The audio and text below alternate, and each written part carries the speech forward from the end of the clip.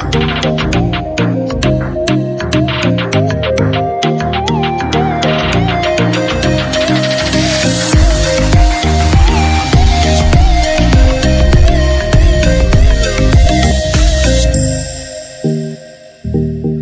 है आपका online nursing institute के इस चैनल पे। और आज के इस वीडियो में हम जानेंगे इलेक्ट्रोकन्वल्सिव थेरेपी के बारे में। आज हम इस वीडियो में पढ़ेंगे इलेक्ट्रोकन्वल्सिव थेरेपी क्या होती है और मेंटल हेल्थ नर्सिंग का ये टॉपिक है जो बहुत ही इंपॉर्टेंट टॉपिक है एग्ज़ाम के पर्पज़ से। सो चलिए स्टार्ट करते हैं बिना किसी देरी के। So electroconvulsive therapy is introduced by Binney and Serlett in 1938. So electroconvulsive therapy को इंट्रोड्यूस किसने किया था? बिन्नी और सरलेटी ने। कब किया? 1938 में बिन्नी एंड सरलेटी ने इलेक्ट्रोकन्वल्सिव थेरेपी को इंट्रोड्यूस्ड किया था। And it is also known as, यानी कि इलेक्ट्रो जो कन्वल्सिव थेरेपी है उसको दूसरे नाम से भी जाना जाता है। कौन से नाम है? Physical shock therapy and electric shock therapy. Physical shock therapy and electric shock therapy. Definition, electroconvulsive therapy की डेफिनेशन की बात करें तो electroconvulsive therapy is defined as artificial grand mal seizures are produced by the electrode apply on the temporal और between hemisphere of the brain. Means क्या होता है कि जब इलेक्ट्रोड को अप्लाई किया जाता है between the hemisphere of the brain या जो टेम्पोरल एरिया है उस पे जब इलेक्ट्रोड्स को अप्लाई किया जाता है तो उस अप्लाई करने के बाद हम करंट का यूज़ करते हैं। करंट यूज़ करेंगे तो जो ग्रैंड माल सीजर्स हैं वो प्रोड्यूस होते हैं, जो आर्टिफिशियल ग्रैंड माल सीजर्स है वो प्रोड्यूस होते हैं। सो इसे इलेक्ट्रोकन्वल्सिव थेरेपी कहते हैं। करंट का जो कितना वोल्टेज लेते हैं, कितनी ड्यूरेशन से, फ्रीक्वेंसी क्या है वो देखते हैं। तो करंट एवरेज 110 वोल्टेज का जो एवरेज करंट है वो लेते हैं। और रेंज की बात करें तो 90 से 150 वोल्टेज के बीच का जो करंट है वो हम इसमें अप्लाई करते हैं, इसमें यूज़ करते हैं। ड्यूरेशंस की बात करें तो 0.1 सेकेंड टू 0.1 टू 1 सेकेंड जो ड्यूरेशंस है वो इसमें यूज़ करते हैं हम। 0.1 से 1 सेकेंड तक इसको यूज़ करते हैं, अप्लाई करते हैं ड्यूरेशंस में। और फ्रीक्वेंसी की बात करें तो 3 टाइम्स इन ए वीक, एक सप्ताह में 3 बार ईसीटी अप्लाई की जाती है, ईसीटी परफॉर्म की जाती है। सो क्राइटेरिया देखते हैं हम ईसीटीज़ के। तो ECTs are painless, somatic therapy and electric current are used in this therapy and grand mal seizures are produced in this therapy. इस थेरेपी में क्या होता है कि ये एक तो पेनलेस होती है, सोमेटिक थेरेपी है, ईसीटी एक सोमेटिक थेरेपी है और इसमें इलेक्ट्रिक करंट का हम यूज़ करते हैं। और जब करंट इलेक्ट्रिक करंट का यूज़ करते हैं तो प्रोड्यूस क्या होता है? ग्रैंड माल सीजर्स प्रोड्यूस होते हैं। सो ये है इसके क्राइटेरिया। अब हम बात करते हैं इंडिकेशंस ऑफ ईसीटी की। मीन्स कौन सी कंडीशंस में हम ईसीटी को अप्लाई करते हैं, ईसीटी को परफॉर्म करते हैं, ईसीटी को पेशेंट को देते हैं। So first one is severe depression with suicidal tendency. अगर कोई पेशेंट सफ़र कर रहा है सीवियर डिप्रेशन से विद सुसाइडल थॉट्स या टेंडेंसी से, देन हम उस पेशेंट को ईसीटी परफॉर्म करते हैं। Second one is severe साइकोसिस। In the case of severe साइकोसिस we use the ECT to the patient and sometimes use in mania। कुछ conditions mania keys में भी हम इस ECT का परफॉर्म करते हैं। कॉन्ट्राइंडिकेशंस ऑफ ECT, कॉन्ट्राइंडिकेशंस में देखते हैं कि इंक्रीज इंट्राक्रेनियल प्रेशर। अगर इंट्राक्रेनियल प्रेशर तो बढ़ा हुआ है देन हम ECT का यूज़ नहीं करते हैं। सेकंड, मायोकार्डियल इंफ्रैक्शंस या use of any metallic devices into the body, then हम ECT का यूज़ नहीं करते हैं। Third thing is any nerve disease. अगर नर्व सिस्टम से रिलेटेड पेशेंट को कोई डिजीज़ प्रॉब्लम है देन हम ECT को अवॉइड करते हैं, ECT को कॉन्ट्राइंडिकेट करते हैं। ओल्ड एज के पीपल में हम ECT का यूज़ नहीं करते हैं, जो सिस्टम है वो वीक होने लग जाते हैं ओल्ड एज पर्सनस की। सो हम ECT को अवॉइड करते हैं। सीवियर हाइपरटेंशन, अगर कोई पेशेंट सीवियर हाइपरटेंशन से सफ़र कर रहा है हम इसमें अवॉइड करते हैं, कॉन्ट्राइंडिकेट करते हैं ईसीटी के परफॉर्मेंस को। ये थे ईसीटी के इंडिकेशंस एंड कॉन्ट्राइंडिकेशंस। अब हम बात करेंगे ईसीटी के कॉम्प्लिकेशंस, यानी कि ईसीटी के देने के जो कुछ कॉम्प्लिकेशंस भी देखने को मिलते हैं। So first one is the retrograde amnesia. Retrograde amnesia क्या होता है कि फॉरगेटिंग द पास्ट इवेंट, जो पास्ट इवेंट है वो पर्सन से भूल जाता है, फॉरगेट कर देता है। And second one is a fractures, joint dysfunctions, breathing difficulty, headache, confusions. ये जो कॉम्प्लिकेशंस है वो आफ्टर ईसीटी देखने को मिल सकते हैं किसी किसी पेशेंट में। सो ये है कॉम्प्लिकेशंस ऑफ ईसीटी। अब हम बात करेंगे use of medications during ECT, यानी ईसीटी के दौरान हम कौन सी मेडिकेशंस का यूज़ करते हैं और उन मेडिकेशंस का यूज़ करने का पर्पस क्या है, what is the purpose behind it, वो देखेंगे। सो फर्स्ट वन इज़ है एट्रोपिन सल्फेट। एट्रोपिन सल्फेट एक एंटी कॉलिनर्जिक ड्रग्स है। इसको हम 30 मिनट्स, यहाँ पे 30 बिफोर ईसीटी लिखा है, यहाँ पे है 30 मिनट्स बिफोर ईसीटी, यानी 30 मिनट पहले ईसीटी के हम इस मेडिकेशंस को उस पर्सन्स को देना है। और ये मेडिकेशंस करती क्या हमारी बॉडी में, ये उस पेशेंट की बॉडी में डिक्रीज रेस्पिरेटरी सीक्रीशंस, जो सीक्रेशंस है रेस्पिरेटरी के वो ये जो ड्रग है वो ब्लॉक करने का काम करेगी। और सीक्रेशंस हम ब्लॉक क्यों करते हैं, बिकॉज ऑफ चॉकिंग या जो एस्पिरेशंस की कंडीशंस उसको प्रिवेंट करने के लिए हम ये ड्रग उस पेशेंट को देते हैं। क्योंकि अगर हम ये ड्रग नहीं देंगे देन पर्सनस, जब हम ईसीटी को परफॉर्म करेंगे देन पेशेंट के जो रेस्पिरेटरी सीक्रेशंस है वो ट्रेकिया में चले जाने के चांसेस हैं। सो उसको एस्पिरेट वो कर सकता है, माउथ के जो म्यूकस सीक्रेशंस है उसको एस्पिरेट करने के चांसेस हैं। सो हम इस ड्रग्स का यूज़ करते हैं to decrease the respiratory secretions. दूसरी ड्रग्स है थियोपेंटोन सल्फेट। थियोपेंटोन सल्फेट एक एनेस्थेटिक ड्रग्स है जो हम एनेस्थीसिया के पर्पज से यूज़ करते हैं।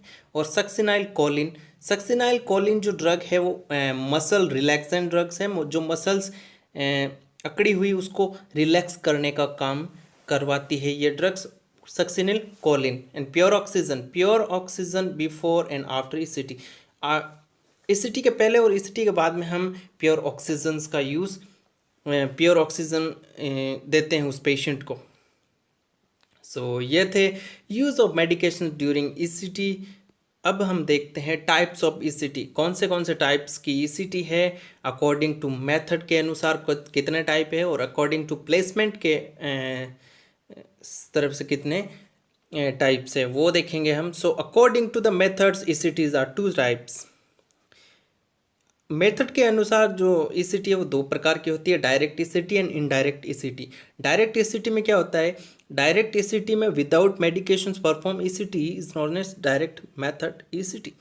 डायरेक्ट ईसीटी में हम जो मेडिकेशंस है उनका यूज़ नहीं करते हैं, पेशेंट को सीधा ईसीटी, सीधा करंट जो है उसके संपर्क में लाते हैं, उससे हम डायरेक्ट ईसीटी कहते हैं। और indirect ECT, it is also known as the modified ECT, means in this type of ECT the medications are used before ECT। इसमें क्या करते हैं, बिफोर एडमिनिस्ट्रेशंस ऑफ ECT या before performances of ECT we use the medications.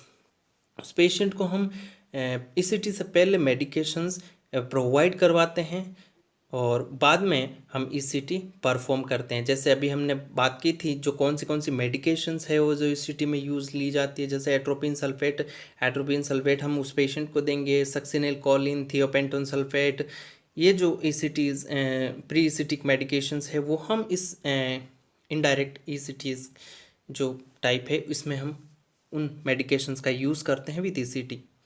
Okay, ये थे types.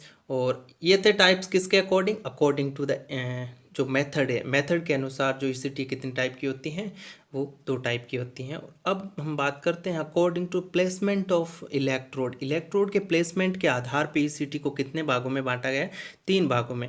जैसे unilateral, bilateral and frontal. Unilateral में क्या होता है कि यूनिलेटरल में इलेक्ट्रोड को प्लेस किया जाता है one side of the head की एक साइड में इलेक्ट्रोड को प्लेस किया जाता है।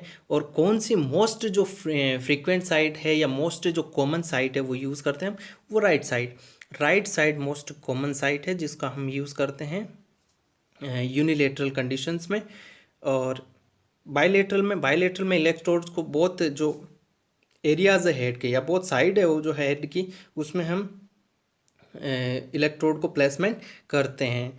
और फ्रंटल ईसीटी में क्या करते हैं, हम इलेक्ट्रोड को प्लेस करते हैं उनका फ्रंटल एरिया, जो फ्रंटल एरिया है उसमें हम इलेक्ट्रोड को प्लेस करते हैं फ्रंटल ईसीटी के अंदर। तो ये 3 टाइप हैं according to the placement of electrodes के आधार पे ईसीटी के, यूनिलेटरल, बायलेटरल एंड फ्रंटल।